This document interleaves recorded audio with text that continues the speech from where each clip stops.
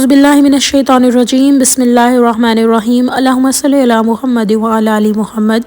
अस्सलामु अलैकुम वरहमतुल्लाहि वबरकातुहू। आज का जो दरूद इब्राहिमी का वाक़या है, इसके अंदर एक बहन का कहना है कि अगर कोई इंसान चाहता है कि उसकी ज़िंदगी में सही मायनों में अल्लाह ताला की रहमत आए, वैसे तो अल्लाह ताला बहुत मेहरबान है और हम लोग जो लोग इबादत नहीं भी कर रहे, माज़अल्लाह जो अल्लाह ताला को नहीं भी मानते, उन पे भी अल्लाह ताला अपनी रहमत बरसाते हैं और उन लोगों पर भी रहमत है। लेकिन अपने ख़ास बंदों पर अल्लाह ताला की जो रहमत होती है वो नाकाबिले बयान है।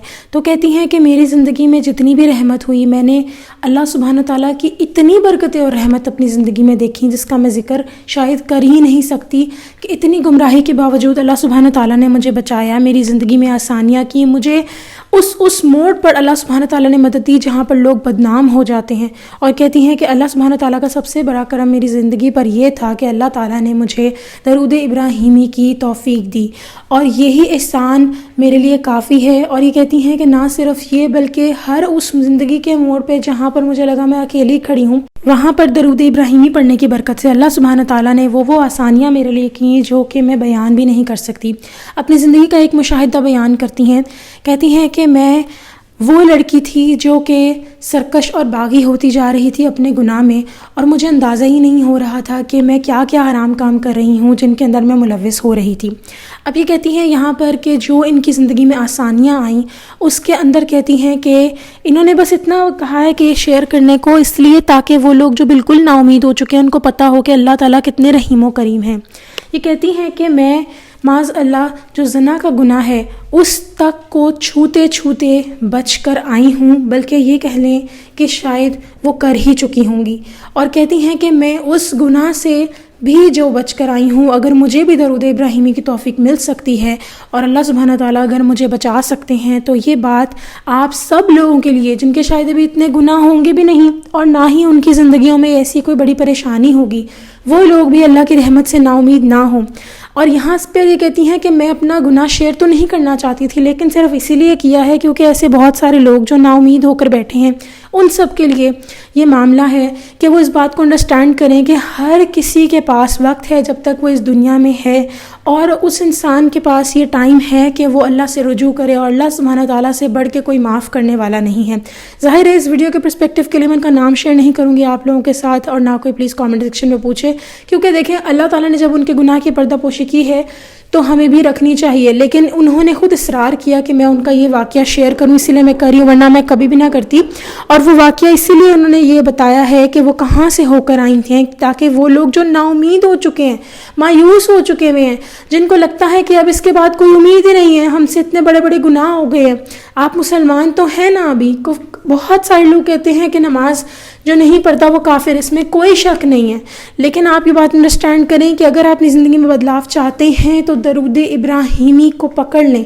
ये बहन कहती हैं कि मेरा इस बात पर यकीन है कि अल्लाह सुब्हान ताला मुझे माफ़ कर देंगे इंशाअल्लाह ताला। हम सब इनके लिए दुआ करें कि अल्लाह ताला इनको माफ़ कर दे, आमीन सुम आमीन। और कहती हैं कि अगर मुझे ना माफ़ कर दे तो मुझे दरूद इब्राहिमी पढ़ने की तौफ़ीक ना मिलती। ये कहती हैं कि ये अब भी गुनहगार हैं और सारी ज़िंदगी रहेंगी। इनका इस बात पर ही बस शुक्र है कि अल्लाह ने इनको दरूद इब्राहिमी जैसी बरकत से नवाजा। तो हर वो शख्स जो परेशान है, किसी भी गुनाह में मुलव्विस है, वो अल्लाह से रुजू कर सकता है, और उसका आसान हल जो बहुत तेज़ी से बिजली की रफ्तार से उस इंसान को अल्लाह के करीब कर सकता है, वो है दरूद इब्राहिमी का मुस्तकिल मिजाजी से विर्द करना। जिस मुस्तकिल मिजाजी से आप कामयाबियाँ दुनिया आखिरत में छूना चाहते हैं, अल्लाह का कुर्ब हासिल करना चाहते हैं, बिजली की रफ्तार भी क्या होगी जो दरूद इब्राहिमी पढ़ने वाले पर अल्लाह का करम होता है। बस आपने करना क्या है, आपने एक चीज़ की फ़िक्र पकड़ लेनी है, वो है दरूद इब्राहिमी। और ये बहन कहती हैं कि अल्लाह सुब्हान ताला ने जब से मेरी ज़िंदगी में दरूद इब्राहिमी को ऐड करवाया है, तब से लेके अब तक मुझे इतनी इस्लाह करवाई है मेरी कि शायद ही मैं इसकी इस्लाह के अकेले काबिल होती। ये कहती हैं कि सारी बरकतें मुझे मिली हैं दरूद इब्राहिमी से मिली हैं। ना सिर्फ ये बल्कि इनका कहना है कि अल्लाह सुब्हान ताला ने जो और इनकी ज़िंदगी में मसाइल थे वो सब भी हल कर दिए हैं, और ये सब की सब बरकतें कहती हैं मेरे पास और कोई लफ्ज़ नहीं है। ना सिर्फ ये बल्कि कहती हैं कि अल्लाह सुब्हान ताला का मुझ पे वो करम हुआ जो शायद मैं बयान नहीं कर सकती।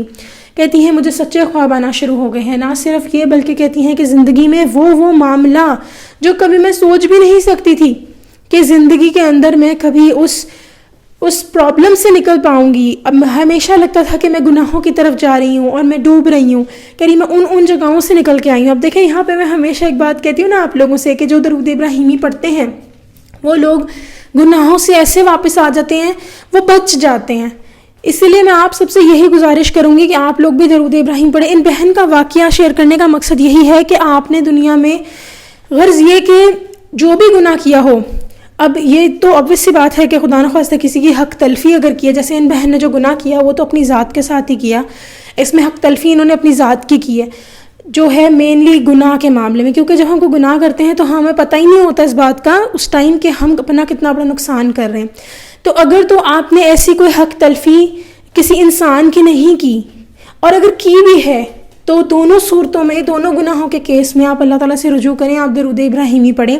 اور سب سے بڑھ کے بات کہ اگر آپ نے کسی کی حق تلفی کی ہے تو اللہ سبحانہ تعالیٰ اس انسان کے دل میں خیال ڈال دیں گے کہ وہ آپ کو معاف کر دے. کیا آپ لوگوں نے کبھی دیکھا نہیں کہ آپ لوگ, شاید بہت سارے لوگ ایسے ہوں گے جو کہ کسی انسان سے شاید نہیں ملے ہوں گے جنہوں نے ان کی حق تلفی کی ہوگی, وہ شاید ان کی زندگی سے نکل چکے ہوں گے, لیکن پھر بھی وہ کبھی نہ کبھی دل میں جب ان کا خیال آ جاتا ہے آٹومیٹکلی تو وہ ان کو معاف کر دیتے ہیں. یہ اللہ کی طرف سے ہوتا ہے. اسی لیے میں آپ سب سے یہ گزارش کروں گی کہ اگر تو آپ اس انسان سے معافی مانگ سکتے ہیں جس کی آپ نے حق تلفی کی ہے تو مانگ لیں, بہت اچھی بات ہے. اور ان بہن کے واقعے سے یہ بھی پتہ لگتا ہے کہ جب تک آپ زندہ ہیں, آپ کے اندر سانس ہے, آپ کے پاس وقت ہے, یہاں تک کہ آپ فرعون کے واقعے سے دیکھیں, فرعون نے کتنے گناہ کیے ہوں گے, استغفر اللہ. ہم یہاں پہ میں آنیسٹ بتاؤں, میں اس ویڈیو میں کسی بھی انسان کے گناہوں کو کاؤنٹ نہیں کر رہی, میں صرف آپ لوگوں کو اگزامپل دینے کے غرض سے بات کر رہی ہوں, کیونکہ ہم کون ہوتے ہیں بولنے والے کہ ہم بہت نیک ہیں یا فلاں بہت گنہگار ہے. میں تو ان بہن کے واقعے کو بھی شیئر کرنے کے حق میں نہیں تھی, لیکن صرف اسی لیے ان کے اسٹارٹ پر کیا کیونکہ انہوں نے کہا کہ آپ ہمیشہ کہتی ہیں کہ انسان کی اصلاح, تو ان کے واقعے سے انہوں نے کہا کہ میں چاہتی ہوں کہ اللہ سبحانہ تعالیٰ کی برکت اور رحمت کو سمجھا جائے کہ اللہ تعالیٰ کتنے صاحب رحمت ہے. دنیا تو ذلیل کر کے رکھ دیتی ہے, ساری زندگی نہیں بھولتی گناہ انسان کے, لیکن اللہ تعالیٰ وہ صاحب رحمت ہیں جنہوں نے کہتی ہیں کہ میرے گناہوں کو معاف کیا. تو اب آپ یہ بات انڈرسٹینڈ کریں کہ کس قدر, اور نہ صرف بلکہ یہ کہتی ہیں مجھے اللہ تعالیٰ نے تہجد کی بھی توفیق دی ہے. تو بتانے کی بات یہ ہے کہ اللہ پاک وہ ذات ہیں جو ہمارے گناہوں کو عفو کرتے ہیں. کہتے ہیں آپ گناہ جب معافی مانگیں تو اللہ تعالیٰ سے کہیں یا اللہ ہمارے گناہوں کو عفو کر دیں, عفو درگزر کر دیں. عفو درگزر میں کیا ہوتا ہے کہ آپ کے گناہ جو ہوتے ہیں آپ کی بک سے ہی ہٹ جاتے ہیں. جو ہماری کتابیں ہیں, جو 2 فرشتے ہمارے کندھوں پہ بیٹھے ہیں جس کا اکثر ہم بھول جاتے ہیں, وہ بھی آپ کے جو گناہ ہیں وہ آپ کے بک سے ہی مٹ جاتے ہیں. نہ صرف یہ بلکہ نبی پاک صلی اللہ علیہ وسلم کی حدیث ہے کہ ایک دفعہ حضور صلی اللہ علیہ وسلم اس طرح مسکرا رہے تھے, کچھ اس طرح کا معاملہ تھا, تو صحابہ کرام نے پوچھا کہ کیا وجہ ہے, تو انہوں نے کہا کہ میں وہ لوگ جنہوں نے بہت گناہ کیے ہیں ان کے بارے میں دیکھ رہا ہوں, لیکن تو صحابہ نے کہا کہ آپ مسکرا اس بارے میں کیوں رہے ہیں. انہوں نے کہا شاید میں دیکھ رہا ہوں, یا انہوں نے کہا میں اس طرح کی کچھ بات تھی.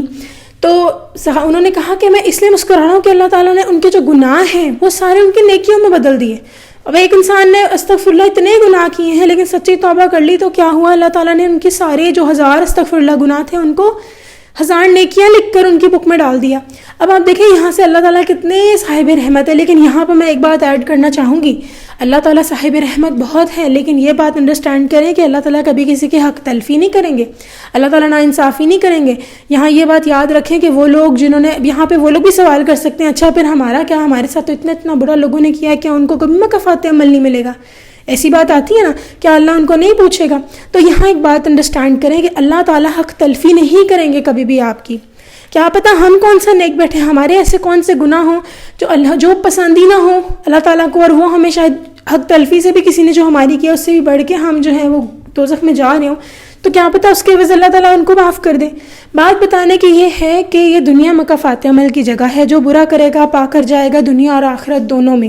لیکن جو معافی مانگے گا اللہ تعالیٰ سے, جو درود ابراہیمی پڑھے گا, اس شخص کو اگر کوئی آزمائش بھی آئے گی تو وہ ایسے گزر جائے گی جیسے ایک بس کا سین ہو اور آپ بس میں بیٹھے ہیں اور جس طرح راستے بدلتے ہیں بالکل ویسے ہی. تو یہ جو ویڈیو بنانے کا مقصد ہے یہ ہے کہ آپ سب لوگ اللہ کی رحمت سے نا امید نہ ہوں, اور اللہ کی رحمت کا مزہ چکھنا ہے مزید. ویسے تو ہر کسی کے اوپر آلریڈی رحمت ہو رہی ہے, ہم لوگ ہیں جو کہتے ہیں نہیں ہو رہی, استغفر اللہ. لیکن اگر آپ نے بالکل ایسے کہ آپ کی دعائیں منٹوں میں قبول ہوں، اللہ تعالیٰ کا قرب نصیب ہو، تو درود ابراہیمی پڑھنا شروع کر دیں. اللہ سبحانہ تعالیٰ وہ کرم کرے گا جو کہ میں بیان نہیں کر سکتی، جو آپ کی نسلوں تک جائے گا انشاءاللہ تعالیٰ. امید کرتی ہوں کہ آپ کو ویڈیو اچھی لگی ہوگی. چلیں جی، انشاءاللہ نیکسٹ ویڈیو میں پھر حاضر ہوں گی. تب تک کے لیے اللہ حافظ.